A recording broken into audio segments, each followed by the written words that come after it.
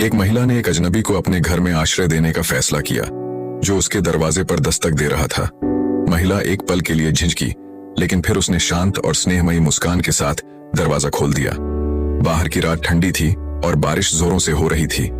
वह आदमी, जो कीचड़ से सना हुआ और पूरी तरह भीगा हुआ था, उस महिला के छोटे से घर में आया और अपनी कहानी सुनाने लगा। मेरी कार कीचड़ में फंस गई।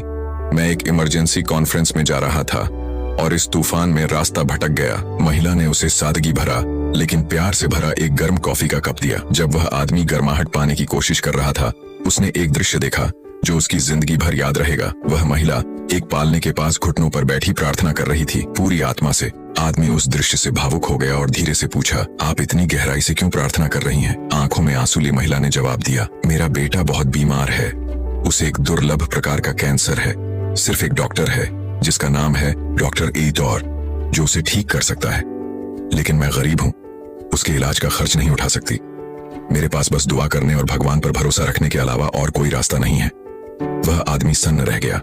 उसका शरीर कांप उठा। उसका नाम एतौर था। वह उसी दुर्लभ कैंसर का विशेषज्ञ डॉक्टर था। उसी क्षण सब कुछ स्पष्ट हो गया।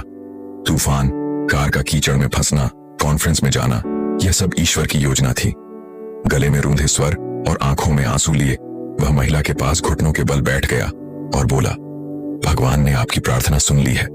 मैं डॉक्टर एतौर हूं और मैं आपके बेटे का इलाज करूंगा। महिला फूट फूट कर रोने लगी। उसका दिल कृतज्ञता से भर गया। डॉ एतौर भी रो रहे थे, क्योंकि उन्हें अब अपनी जिंदगी का असली उद्देश्य समझ में आ गया था। उस सादा से घर में, उस तूफानी रात में ईश्वर ने यह दिखा दिया कि जब सब कुछ खोया सा लगता है, तब सबसे बड़े चमत्कार होते हैं। हमेशा याद रखें, कुछ भी यूं ही नहीं होता। हर मुलाकात, हर मोड़, हर तूफान एक बड़े उद्देश्य को लेकर आता है। चाहे हम उस समय न समझ सकें, जीवन में कुछ लोग हमें सिखाने आते हैं, कुछ हमें मजबूत बनाने और कुछ हमें प्रेरित करने आते हैं, ताकि हम और बेहतर इंसान बन सकें।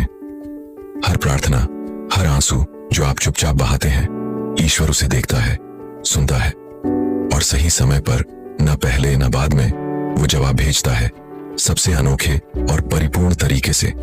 इसलिए दिल को शांत रखो, बंद दरवाजों के लिए भी शुक्रगुजार रहो, मुश्किल रास्तों के लिए भी धन्यवाद दो और हर विलंब को स्वीकार करो, क्योंकि हर चीज ईश्वर के समय अनुसार होती है। जो कुछ भी आपका है वो ईश्वर के हाथों में सुरक्षित है, सिर्फ सही समय का इंतजार कर रहा है। विश्वास रखो और शांति से चलो। जो आज एक उलझन लग रही है, वही कल आपकी जिंदगी की सबसे खूबसूरत कहानी बनेगी। अगर आपको भी लगता है कि ईश्वर सही लोगों को सही समय पर हमारे जीवन में भेजता है, तो इस कहानी को शेयर करें और कमेंट करें, हे प्रभु,